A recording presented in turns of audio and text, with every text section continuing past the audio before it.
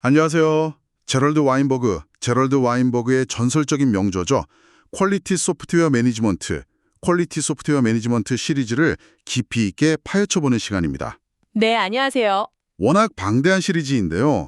오늘은 그중에서도 3권, 일치하는 행동의 일부 10장, 부조화의 Patterns of Incongruence에 담긴 핵심을 좀 살펴보려고 합니다. 네. 이번 시간에 저희 미션은 아주 명확합니다. 왜 그렇게 많은 관리자들이 항상 시간에 쫓기는지, 그 이면에 숨어있는 어떤 조직적인 행동 패턴을 파헤쳐보는 거죠. 맞아요. 사실 이 챕터가 정말 뼈아픈 질문으로 시작하잖아요. 왜 일을 제대로 할 시간은 없으면서 다시 할 시간은 항상 있는 걸까? 그 질문 정말 많은 분들이 공감하실 거예요. 그렇죠. 프로젝트 막판에 막 허둥지둥 고치느라 밤새우면서 다들 한 번쯤은 해봤을 생각이거든요. 오늘 분석을 통해 여러분은 이게 단순히 시간이 부족해서가 아니라는 걸 알게 되실 겁니다. 운이 나빠서가 아니다. 네, 오히려 어떤 특정 행동 패턴이 문제를 끊임없이 만들고 시간을 잡아먹는 거대한 악순환을 만들고 있다는 걸 이해하게 되실 거예요. 자, 그럼 바로 본론으로 한번 들어가 보죠. 책에서도 관리자들이 늘 시간이 없다고 아우성친다고 지적하잖아요. 네, 그렇죠. 린다 힐의 연부를 인용하기도 했는데 신임 관리자들이 가장 충격받는 게 바로 그 끝없는 업무량과 정신없는 속도였다고 하죠. 맞습니다. 이게 그냥 단순히 요즘 세상이 바빠서 그런 걸까요? 와인버그는 그 표면적인 이유 너머를 봅니다. 근본적인 원인으로 부조화, 즉 incongruence라는 개념을 딱 지목했어요. 부조화요? 네. 이 단어가 조금 학술적으로 들릴 수 있는데 쉽게 말해서 생각, 말, 행동이 일치하지 않는 상태를 의미합니다. 이런 부조화에서 비롯된 비효율적인 행동들이 문제를 해결하기는커녕 오히려 덮어두고 결국 누군가는 나중에 터진 그 문제를 해결하느라 급한 불 끄기, 파이어파이팅에 모든 시간을 쓰게 된다는 거죠. 관리자의 시간이 바로 거기서 증발하는 거군요. 겉과 속이 다른 행동, 이렇게 이해해도 될까요? 예를 들면 회의에선 다 같이 품질이 최고다 외치면서 실제 행동은 마감일 맞추려고 테스트를 건너뛰라고 압박하는 그런 상황이에요. 정확합니다. 바로 그런 모순적인 상황. 그게 부조화의 핵심이거든요. 그 모순이 조직 안에 보이지 않는 스트레스를 만들고 그 스트레스가 결국 비효율적인 행동으로 쳐져 나오는 거예요. 와, 이 부분 읽으면서 정말 소름이 돋았어요. 보통 버그는 코드의 문제라고만 생각하는데 와인버그는 서투른 사회적 상호작용이 기술적 문제를 낳는다고 주장하잖아요. 아주 중요한 포인트입니다. 디버깅 전문가가 되려면 코딩 실력뿐만 아니라 사람 사이의 묘묘한 심리를 읽는 능력도 필요하다는 건데 이건 개발을 보는 관점을 완전히 바꾸는 이야기 같아요. 네, 기술적 문제랑 사회적 문제가 분리된 게 아니라 그냥 동전의 양면이라는 거죠. 이 부조화는 결국 자기 강화적인 악순환의 고리를 만듭니다. 자기 강화적인 악순환이요? 네, 책에 나오는 그림을 보면 명확한데요. 시간 압박이 커질수록 관리자나 팀원들은 부조화한 행동, 그러니까 임시방편을 쓸 확률이 높아져요. 그 임시방편은 당장은 불을 끈 것 같지만 결국 더 큰 기술적 문제를 낳죠. 그리고 늘어난 문제는 다시 시간 압박을 더 심하게 만들고요.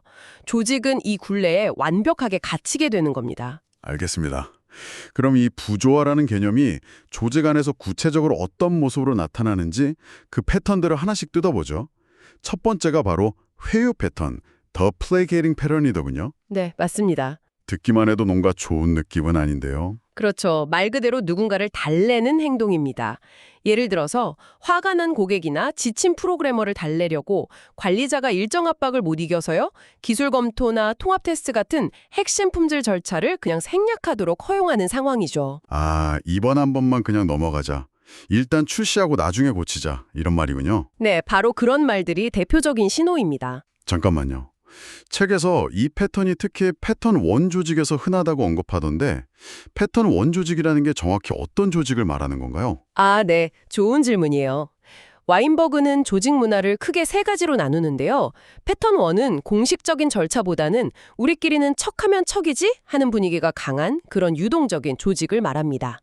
스타트업 같은 곳을 생각하면 되겠네요. 네, 그렇죠. 그래서 규칙을 어기고 예외를 두는 회유가 더 쉽게 일어나는 환경인 거죠. 그렇군요. 그럼 이 회유 패턴이 어떻게 악순환을 만드는 건가요? 당장은 급한 불을 끄는 효과가 있는 거잖아요. 바로 그 당장의 효과가 함정입니다. 이 패턴의 역학을 보면 단기적 효과랑 장기적 결과가 아주 극명하게 갈려요. 단기적으로는 절창을 건너뛰니까 프로젝트가 일정에 맞춰지는 것처럼 보이죠. 관리자는 문제를 해결했다는 안도감을 느끼고 팀원들도 일단 한숨 돌립니다.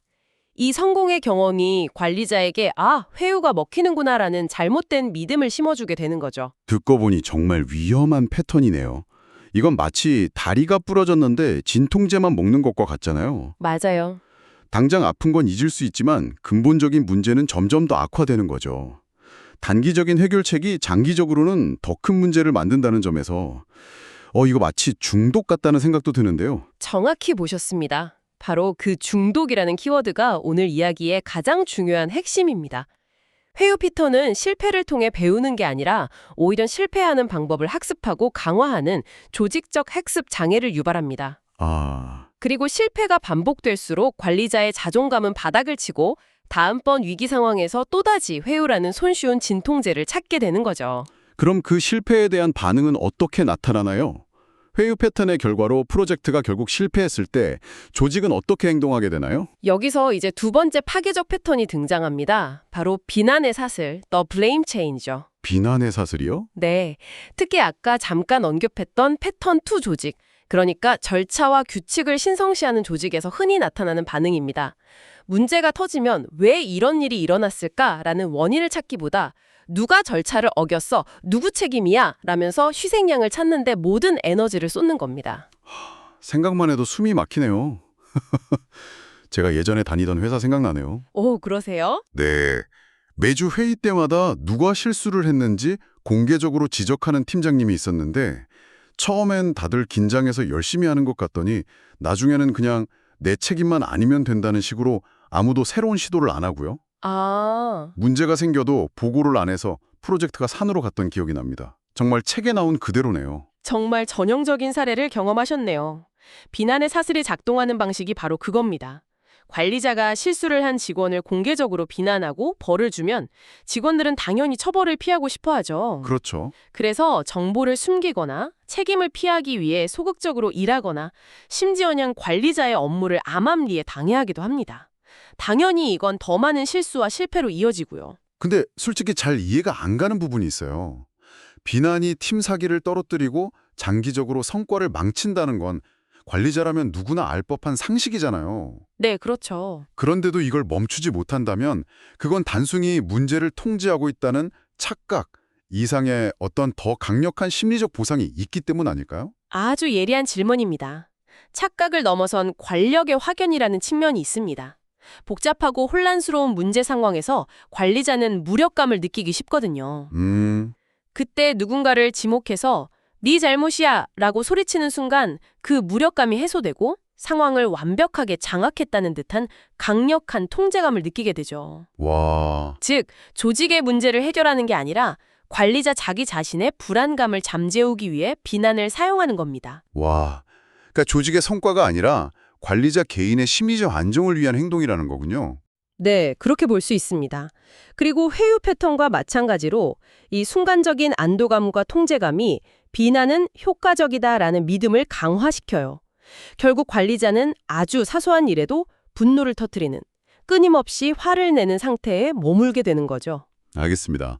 지금까지 회유와 비난이라는 두 가지 파괴적인 패턴을 살펴봤는데요. 하나는 무조건 괜찮다고 하고 다른 하나는 무조건 네 탓이라고 하고 겉보기엔 정반대인데 아까부터 계속 말씀하신 것처럼 그 근본 구조가 놀랍도록 비슷하다는 느낌이 듭니다. 네, 맞아요. 이게 바로 그 중독이라는 키워드로 연결되는 거겠죠? 네, 드디어 핵심에 도달했습니다. 와인버그는 이 두 패턴의 기저에 동일한 구조가 있다고 말합니다. 그리고 그것을 중독 주기, the addiction cycle이라고 부릅니다. 중독 주기라니 정말 강력한 표현이네요. 어떤 구조인가요? 이 주기는 이름 그대로 두 개의 순환고리로 이루어져 있어요. 첫 번째는 짧은 주기입니다. 어떤 행동 X, 예를 들어 회유나 비난 같은 행동을 하면 고통스러운 증상, 즉 스트레스가 즉각적으로 완화되는 것처럼 보입니다. 네. 두 번째는 긴 주기입니다. 하지만 바로 그 행동 X가 장기적으로는 원래의 문제를 더욱 악화시킵니다. 회유는 더 큰 일정 지연을, 비난은 더 많은 실패와 불신을 낳는 것처럼요. 아하, 담배를 피우면 스트레스가 잠시 해소되는 것 같지만 장기적으로는 건강을 망치는 것과 완벽하게 똑같은 구조네요. 바로 그겁니다. 단기적인 보상이 너무나 즉각적이고 강력해서 그 행동이 유일한 해결책이라는 믿음을 강화시키고 결국 그것 없이는 버틸 수 없는 상태가 되는 것. 이게 조직 차원에서도 일어난다는 거군요. 맞습니다. 여기서 와인버그가 내리는 중독의 정의가 정말 중요합니다. 중독이란 근본적으로 어떤 일을 하는 방법은 오직 하나뿐이며 반드시 그 방법대로 해야 한다는 믿음이다. 와, 그 정의는 정말 많은 것을 생각하게 하네요. 그렇죠. 이 정의를 기억하면 여러분의 조직에 숨어 있는 중독적인 행동 패턴을 발견하는 데 큰 도움이 될 겁니다. 예를 들어 요즘 많은 스타트업이 빠른 실패, fail fast를 외치잖아요. 이게 건강하게 작동하면 좋지만 자칫 잘못하면 회유 패턴의 현대적인 버전이 될 수도 있겠다는 생각이 들어요. 아주 좋은 예시입니다. MVP를 빨리 출시한다는 명목으로 제대로 된 테스트나 코드 리뷰를 건너뛰고 일단 출시하고 데이터 보자. 고 말하는 것. 네, 단기적으로는 속도감과 성취감을 주죠. 하지만 그게 반복되면 결국 기술 부채가 눈덩이처럼 불어나서 장기적으로는 조직의 발목을 잡는 중독 주기에 빠지는 겁니다. 속도라는 단기적 쾌락에 중독된 거죠. 우리는 항상 이런 식으로 빠르게 해왔어. 혹은 이 방법밖에는 없어.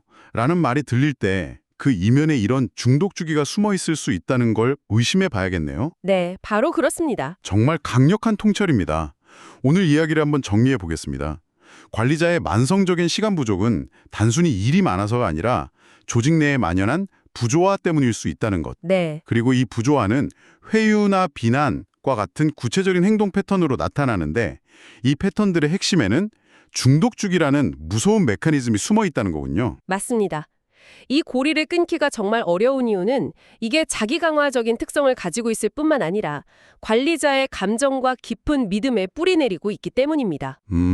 단기적인 고통, 즉 당장의 스트레스를 감수하고 장기적인 해결책으로 나아가야 하는데 중독 상태에서는 그게 거의 불가능하죠.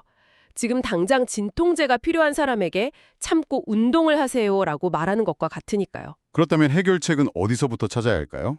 그래서 오늘 우리가 여기 깊이 이야기한 것처럼 가장 중요한 첫걸음은 바로 인식입니다. 인식. 네, 우리 조직이 지금 회유 패턴에 빠져 있구나, 혹은 내가 지금 비난 중독 주기를 돌리고 있구나 라고 자각하는 것만으로도 엄청난 변화의 시작이 될 수 있습니다.